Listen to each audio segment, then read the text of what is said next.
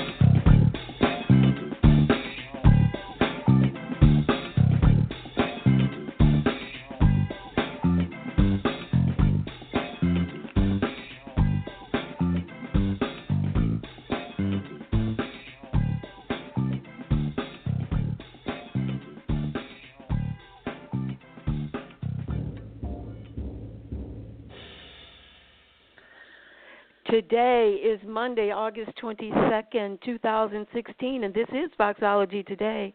I am Silver Ray Fox, your host. Happy Monday. I'm wishing you a bright, sunshiny day. I pray all is well, and if it's not, well, you know, it can get better. I pray it gets better and better. It can, and it will. Just try to stay optimistic and hopeful. You know, one of my favorite sayings, and I have a few faves, but this one, things work out best when you make the best of how things work out, is a framework for life's haps and mishaps. You can stare at stuff and scratch your head and wonderment if you want to, or you can say, how do I make the best of this? What do I do? What do I learn? What lesson can I live out from this now? What kind of bridge is this to a better place? Where is the gold nugget in this rocky, dark place? Yes, you can ask those questions and probably a whole lot more if you're paying attention to life. Questions and answers are being thrown our way all the time. Yes, they are. But that one saying, I'll tell you, it is a foundational answer piece for me when a lot of stuff is going on. Yeah, so try it. You might like it. Well, my special guest today has some insights and maybe some answers to one of life's most popular topics, the topic of parenting, particularly motherhood. She's written a new book full of wit and wisdom and humor. It's titled From Conception to Confusion, where she shares her personal stories of the glories of mothering two sons. She's also a blog author as well, and a popular radio DJ, and she seems to be doing it all with the greatest of ease. So what else could we call her but Smooth Mommy DJ? Welcome, Julie Davidson. Oh, Silver, thank you. It's an honor. It truly is. You make me sound good. Well, you know what? I didn't have to make anything up. It's all true. Oh, thank it's you. All if you wonderfully saw my house, true. Yeah, if you saw my house, you might think otherwise, but that's okay. It's a no-judge zone. I get it. But no, Silver, it's wonderful to be on part of your show and share with your audience. Yeah, well, thank you very much for taking the time. I know you've got a busy life as a wife and a mom and a career going on, and we're going to talk about all that as we move through the conversation today. So, again, thank you. Well, you know, you've got a lot going on. When I saw the information about your new book, there was no doubt I wanted to have you on to talk about that. But you had life before book, and so let's talk about some of the things that you have done over the years, because our relationship certainly spans a lot of years. But I know you've been in broadcasting, one of my inspirations, for many years. Tell us about that, where you are with that, and how that all got started, because you've been around for a while now. I've done so many different things. You know, you go to college and you think this is exactly what I'm going to do. I thought I would take Oprah's place, but little did I realize she was pretty secure. So that didn't really pan out. But I was working with home buyers, low and middle income homeowners who wanted to, or people who wanted to buy houses. And I loved that work. It was nonprofit. It was empowering. We got defunded. So I thought, well, what can I do where I can make some really good money and I'd really enjoy it? So I thought, voice work. I'll be a voice behind a commercial. So I made a lot of phone calls, and someone finally said, you know what, you got to call your favorite radio station and ask them. And so I did. It was Smooth Jazz, 93.3, and I called them, and they said, well, you kind of have it wrong. 80% of the work in these national advertisements and voiceover work is done by 20% of the people. However, your voice sounds just good enough that maybe you should come in and do a demo. And I said, wow, that's fantastic. And they said, yeah, we have a slot that pays $7 an hour from 10 at night till 2 in the morning. So I thought, well, that wow, I just can't sounds wait. dreamy. Sign me up. But, Silver, it's the things that you do that seem appealing or maybe less frightening when you don't have a husband, you don't have children. I don't even remember if I had a dog at that time. So I went in and I did a demo, and a couple of weeks later they hired me. And sure enough, $7 an hour from Saturday nights from 10 p.m.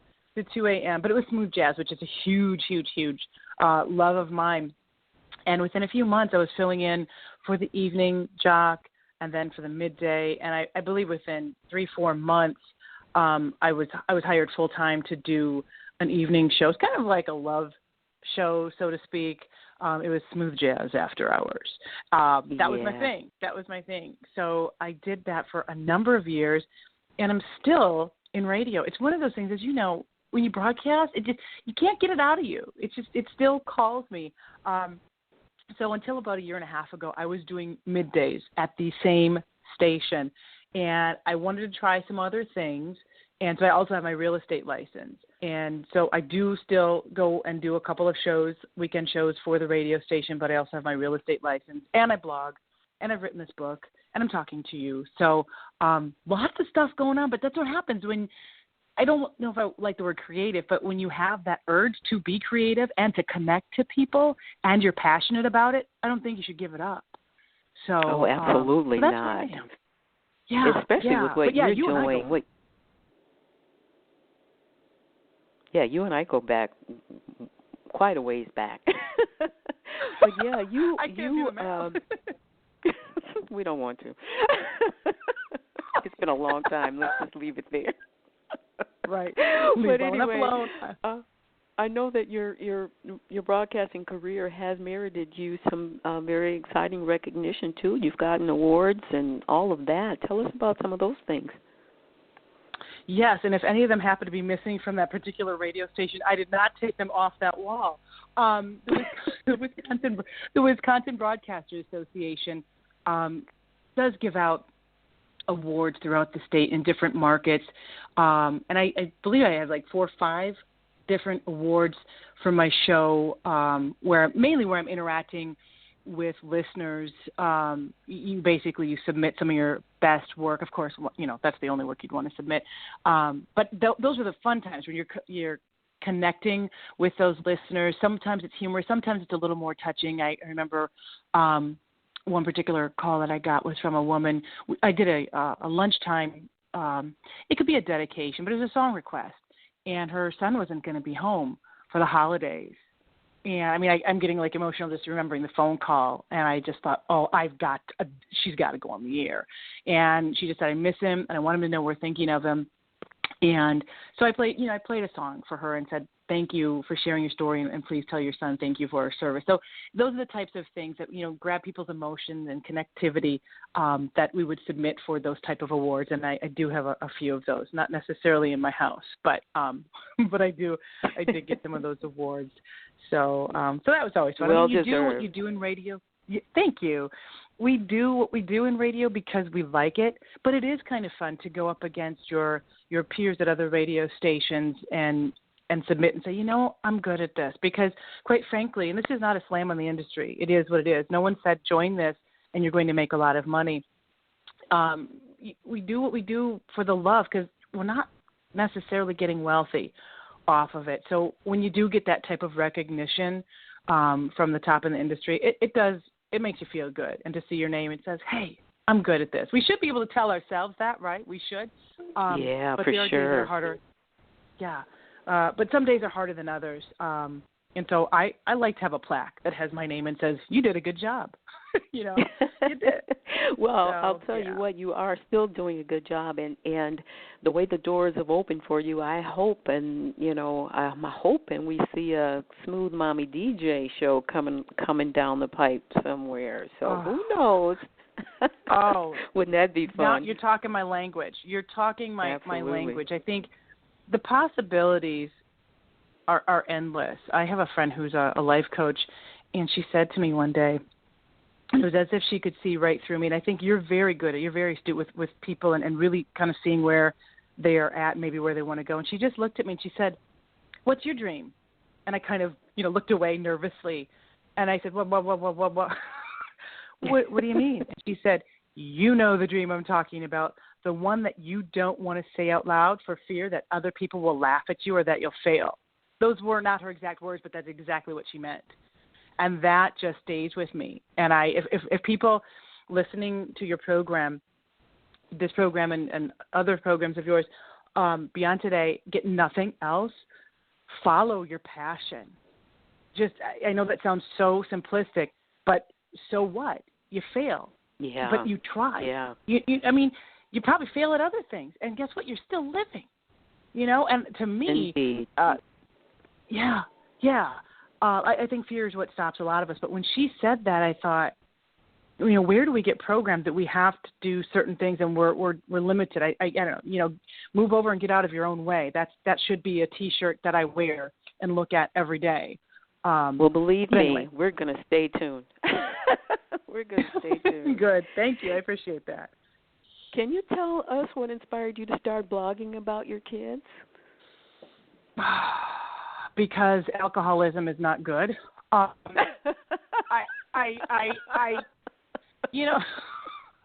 it's not good depending on who you talk to, but wow, why I started blogging. I think, it is I don't bake. I don't bake. I don't like to garden. But I do think everybody has a gift. I think I can put a few words together and make it relatable and provide comfort and provide relief. But I don't remember the actual moment. Oh, I tell you what it is. Every year I send out one of those annoying Christmas cards, okay? But they were funny. At least I thought they were. And so I would kind of talk about what the kids were doing and, Cheerios in the van and fingerprints on the wall, all of that stuff. And people really enjoyed that. To me, it was a way to stay connected with everybody that I didn't see, but I thought really needed to know we were alive and doing fairly well, or at least head above water. And especially a lot of our older relatives who are not savvy and really have no desire to be online. And so, I started doing these annual sit down, mom's taking your picture. And then I would write, it was full page letter about what's happening. And I would try and infuse, I wish I had them in front of me. One year I talked about the fact that disposable diapers actually do get clean if you put them in the washing machine. They'll get poofy, but you can clean them. Just the madness. Just the madness of life. And some people maybe related and some people didn't, but we got a lot of compliments and comments about that. And people would say, you should blog. I'm like, what's blogging? What is this blog you speak of? And so I just started doing that. And it's kind of like like a broadcaster, Silver. You meet people who blog, and then you meet more people, and you kind of feed off of them. So I started doing it for Metro Parent magazine, and from there, I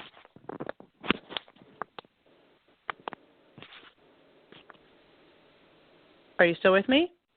Yes, I am. You said from there?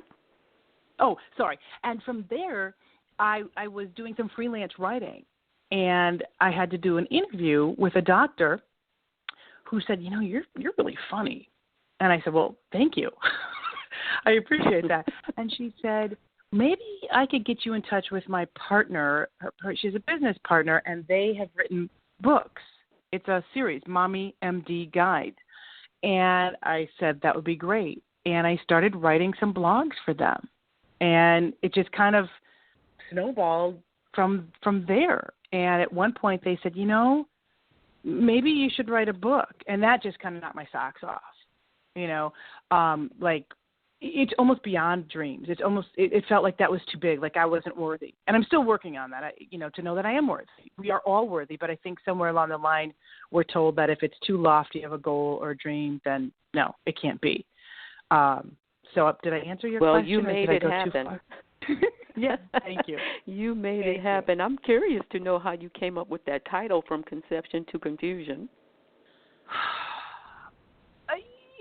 You think it's easy just to have a baby, just to make a baby, and it's not. I thought, you put on some lingerie, dim the lights, but it's not always that simple. And just science of getting and becoming pregnant was a big deal. And I will share this because I think it's important. One thing I like to do, I'll put myself out there if I think it's going to help other people. We had a miscarriage, and I was devastated. But once I spoke about that, people came out of the woodwork. I had one too. How was it for you? How did you deal with it? All of these things. So I guess I start with conception because there's a lot to it. I mean, there can be. And I remember at one point, this is in the book, my husband said, I can't have sex anymore. He's like, you're wearing me out. Because I would tell him, we're going to make this baby. Exactly. And I know that sounds a little robotic and mechanical, but we were on a mission. I wasn't real young when I started having children, so we were on a mission. So that's why I started with the word conception, because you think you know how it's going to be just with anything in life, and then I get it. My body is going to be a little weird, or I have to do this. But the beauty is, beside that miscarriage, we now have two beautiful boys born back to back who are about 16 and a half months apart. So, and then the reason I say to confusion, once again, you think, well, I know how this is going to go. I'm college educated. I've got a husband. I've got people around to tell me, you don't know how it's going to go. You're not even in control of half of this stuff. You really don't. And then life kind of unfolds. Are you going to have financial problems? Is one person literally going to freak out and say, I can't do this? Are you going to have a relative live with you? Are you going to have to move? So it's kind of like, all right, we got conception done with, we're pregnant. Oh, wow, I'm still confused. And that's kind of me really laughing at myself, because I find myself daily like, what, how does this work? And so that's how I came up with the title. I think the second book could easily be called I'm Still Confused, Hold on to that. But we're right.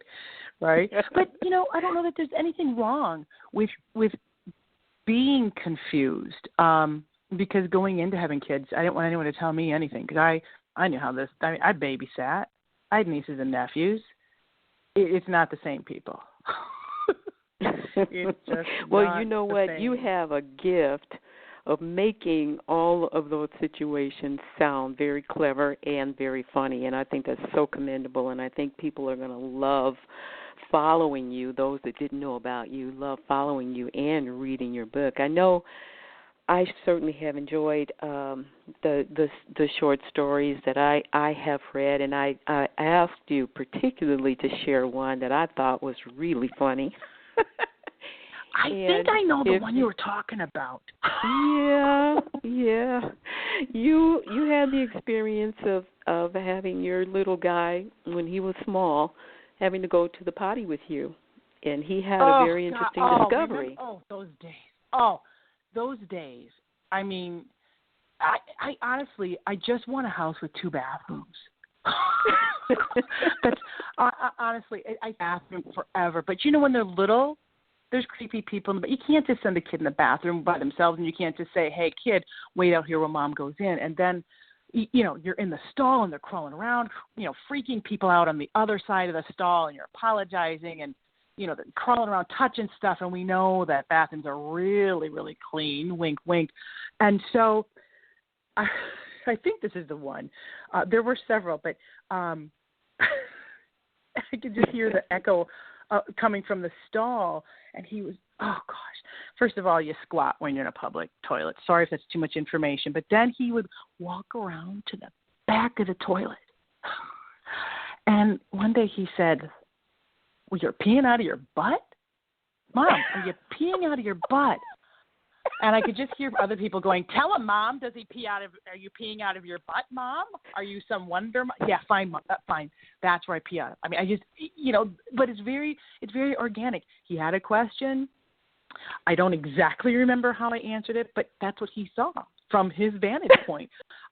We have worked through the biological discussion, and now at 13, he gets that I don't pee out of my butt. And no longer does he telling me that he asked you where was your little equipment that you were supposed to be using. Because I had it wrong. I had it wrong because my equipment was not the same as his. But I tell you what, kids are curious, and we're adults, so we're looking at it from an adult lens. But the good news is about that particular son, my oldest, Miles, always been curious. Always curious. Whereas me, I just want someone to do it for me. He wants to do it. He wants to know how it works. And I am so grateful because, honestly, if I don't sell enough books, this kid is going to be taking care of me as an engineer. I mean, seriously, I have no shame in that. He was born on Friday the 13th. Are you kidding? They cut me open. Yes, he owes me. No, Silver, I'm kidding. I'm kidding. But I know how much you love them. I mean, the hilarity, and you knew me when I was single and not even thinking about this, but just the daily things that happen. And I'm not here to say that, miscarriage is funny or, a sick kid is funny. I don't. But I do think when you can back up from those situations and you see that you've survived and got to the other side, there is some element of humor or comfort knowing that, one, you're not alone, and two, even when you're going through bad stuff, life keeps going. Even when you don't want it to. You want to say, hey, look what's going on with me, but life just keeps going. And I think it's good that it does. Otherwise, I think we'd lay down and die. Seriously. I just think we would. So that's a huge reason that I write is to give comfort to other people and for my sanity, because that's an outlet. And sometimes when you write it down or you speak about it and you think, oh, I survived. I wasn't struck by lightning. Nobody became ill over this, and it's going to be okay. Yeah. A lot of it you have to put in perspective, Yeah. So. Well, I know you have lots of funny stories. Do you have a favorite of your own about your boys? Boy. About my boys. I have so many. I know you do. Get the book, right? Get the book. I do remember, this is probably inappropriate, but while we're speaking about bottoms, I do remember seeing one of them. I don't know if you've ever seen a dog chase their tail. Mm-hmm. And I don't know why dogs chase their tail, except that, hey, I've got a tail. I can, run around in circles. I remember when my oldest was, oh my gosh, I don't know, he must have been 1.5 years, maybe 2. And he discovered that he had a rear end. And he kept going. It was just like what the dog would do downstairs in the dining room, round and round. And it was like he kept thinking if he could just twist enough, he could see that back hole in his butt. And then he discovered that he had a brother. And I remember he was like, Mom, he's got one too. Yeah, you're lucky you got good genetics. Good genetics, kid. We all got them. We all got them. But I mean, there's just story upon story. I mean, even now, but I won't share any now because they're not too far from me, and they are, in middle school. And the stories change a little bit from when they're babies, to now. How do they feel about being exposed in a book, Julie? They don't really know. Not yet. I mean, they do know. I think they think, well, Mom blogs all the time, and whatever. She's Mom, and she's an old person. You know what I mean? She's you're not cool, Mom, because you're dance move. I mean, they talk about that they have swag, and they have dance moves, and I apparently have none of that. So when I tell them that I'm writing, I think they kind of blow it off as whatever. I mean, they're not that dismissive, rude, to me, but they don't seem to mind. I mean, they more mind if I put, maybe a picture on Facebook when they don't feel like it. The going back to school pictures are going to be excruciating this year. Excruciating. But I've been known to pay my kids to do stuff or to be quiet or to do certain things that I need them to do. But I think if I can show them that this book is not meant to make them ever look bad, it's really more about me, my inefficiencies, or maybe my, moments of self-esteem being wounded, but yet rising back up from that, I think that we'll be fine. That, moms and dads, parents, we go through these things, but we get through them too. So they're not impressed at this point, but I do mention their name in the beginning of the book, so I think that might win them over. So yeah. Plus, if we sell enough, we get to go to Disney again. So Yeah. But yeah. Well, that's great. Yeah. That's great. I'm really excited about it. I've just got one more question, and it's going to be time for us to wrap. But I just want to say congratulations to you for all that you have embraced. And I just truly wish you so much success. I really see it going to places that you probably haven't wrapped your mind around yet. You're just a beautiful personality. You've got this incredible sense of humor and this way of telling stories that I think is going to be a highlight for so many people who are raising kids, because I know you have your difficulties like anybody else, but to put a spin on it and make so much of it so entertaining and so humorous, I think will help a lot of people, especially in the times we're living in right now. So I wish you just the best of success. Julie, how do you feel about everything you're doing now? What would you say to moms about the balancing act? I don't know if you've seen the movie Bad Moms. I did see it recently, and it's something else. But how do you feel about balancing life and family and children and husband? Well, today I feel one way, and Friday I might feel a different way. I have not seen the movie. I'm super excited. I hear that it's almost a cult following and that women are walking into theaters with bottles of wine. I'm not saying anybody should do that, but viewers beware. Exactly. That is not legal or suggested. No, drink before you go. I'm kidding. People talk about, can you have it all? I say, who wants it all? Seriously, who wants it all? Yeah, you can have it all, but you can also get very, very sick from having that all. So I think at different times you have different parts of you that are doing well and other parts that aren't. I don't know that there's a magic to balancing it. I think you do need a good support system. I think you either need a good spouse or, a strong partner, and I do have that. I mean, I'm now at the point where my kids, dad's the fun one. You know what I'm saying? So he's the fun one. But regardless of what else is going on, because every day something new happens, you have to somehow find that space for you, or find something that gives you some joy. Some people, it's running. Other people, it's yoga. Other people, it's prayer time, self-reflection, or meditation. And trust me, I can say this on blue in the face, and I still struggle on a daily basis with not making sure, because I think we feel guilty. Well, the kids won't get this, or they'll be irrevocably harmed if I don't do that. No, they're going to be just fine, and if not, they can find a good shrink to undo the damage that you've done.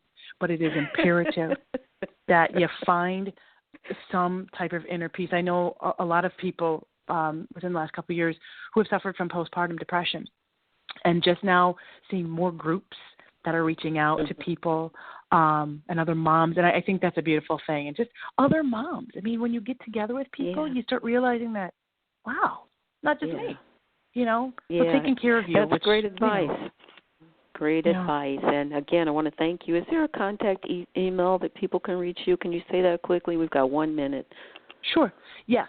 It is reese98@gmail.com. So R is in ridiculous, double E, S is in Sam, E98@gmail.com.